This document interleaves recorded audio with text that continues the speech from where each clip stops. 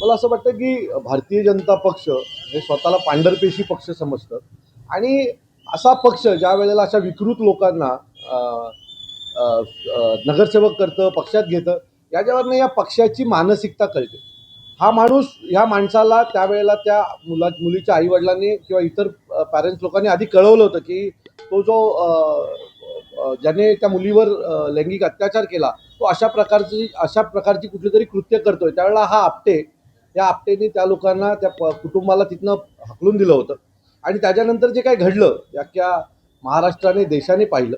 त्याच्यानंतर हजारो तरुण हे रस्त्यावर उतरले, रेल्वेचं आंदोलन झालं. आजही अनेक लोक, अनेक महिला, अनेक तरुण या केसमध्ये आजही कोर्टात जात आहेत आणि मला असं वाटतं की अशा व्यक्तीला जर तुम्ही बदलापूरसारख्या शहरामध्ये जर नगरसेवक पद देणार असेल तर आम्ही त्याचा निषेध करू.